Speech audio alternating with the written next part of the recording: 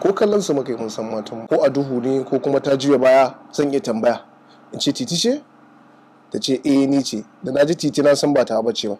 Idan suka kira mu waya to tana gane muryan natan, ni ma ina ganewa.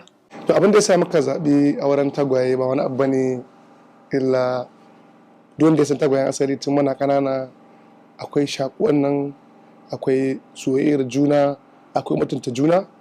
Wannan kuma ba wani abu ne, iyayenmu ne tun tale-tale tun tasowar mu suka sa mana wannan ƙaunar juna.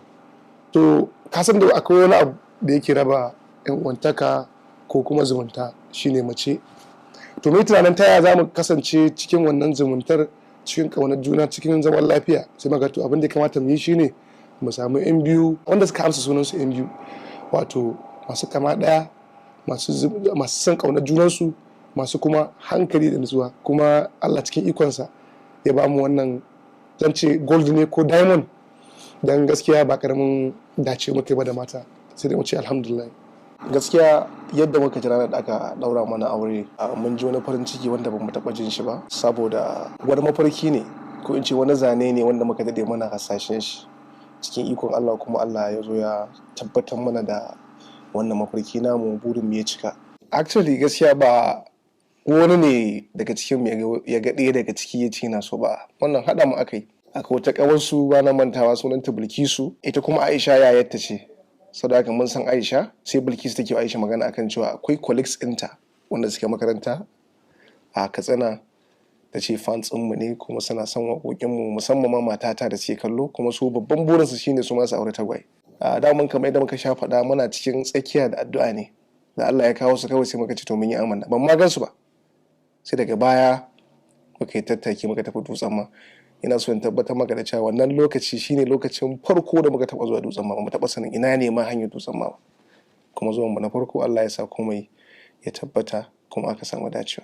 Ba wani jima muka yi can sosai ba, amma a shekara ɗayan nan mun samu fahimtar juna sosai, don kowace ta san nata, mu kuma mun san namu. Yanda muke gane muryan su, idan suka kira mu waya to tana gane muryan natan, ni ma ina ganewa. Ranar da suka fara zuwa yadda muka gane su, lokacin ɗaya ya fi ɗaya jiki, ko a yanzu ma haka ɗaya ya fi gaskiya ɗaya jiki, haka muke ganewa. Ranar da suka fara zuwa, ranar kowa ya introducing ɗin kan shi, to ta nan ne muka kowa ta gane nata. Hassan, Hassana, Husaini, Husaina. Sadda muka ji yan biyu ne ke neman mu da aure, a gaskiya mun yi farin ciki sosai da jin haka, domin ka san cewa twins za su taso gida ɗaya tare, amma kuma ba kaso ne suke aure waje ɗaya ba. To mu dama muna da fatan hakan ya kasance a gare mu samu twins, sai gashi Allah ya yi ikonsa.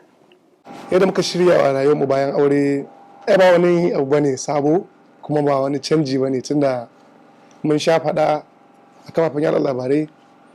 Tagwayen asali suna na yadda suke, wannan soyayyar junan da ƙaunar juna, kuma mun faɗa za mu zauna gida ɗaya da matanmu, za su zauna tare da mu.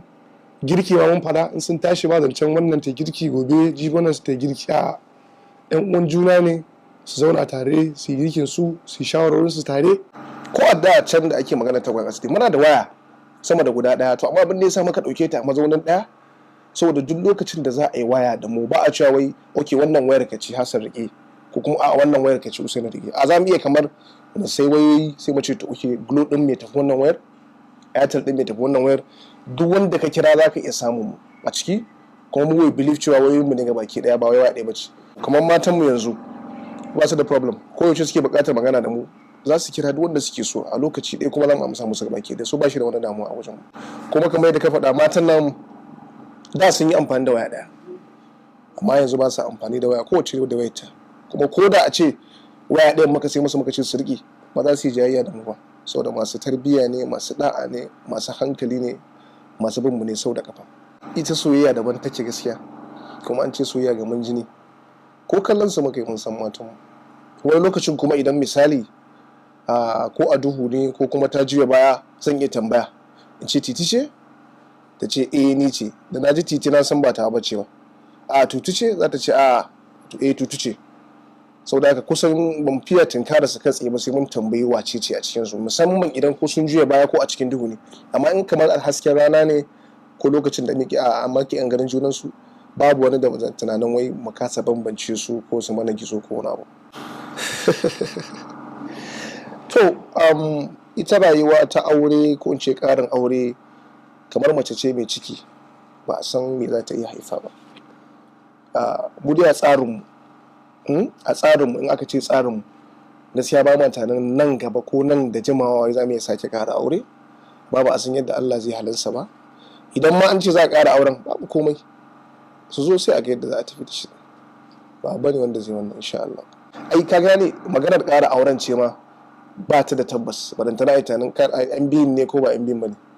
Babban burinmu a rayuwarmu shine mu ga mun tada wani extended family in the sense yaranmu da matanmu waje ɗaya, kuma su kansu yaran su taso su kasa bambance ma iyayensu, su zama mamansa ce, ɗayar ma mamansa ce. Ba wa so a samu wani tangarɗar cewa wai zai bambance ko kuma ya bambance babansa. Family ne mai danko wanda za a zauna gida ɗaya da yara da matan da kuma iyayensu duk a zauna waje ɗaya. Burinmu kenan kuma mu ga mun zauna lafiya gaba ɗaya. Tambayar da kai Hassan ne ya auri Hassana ko Hussein ne ya auri Husaina, to mu tsarinmu tagwayen asali tun ba yau ba, tun ba su 'yan biyun ba. Mun yi 'yan biyu ai kamar set kamar 5 zan ci ma ko 6. Duk 'yan biyun da muka gani ko mun gansu ko ba mu gansu ba, Hassan shi ya ɗauki Hassana, Husaini shi ya ɗauki Husaina. Saboda haka kaga ba zancen wani cece ku ce ko rigima. Kawai da ka zo aka ce wace ce Hassana gani sai ka tafi wajenta, wace ce Husaina sai tafi wajenta, shikenan. Kaga ai case close go.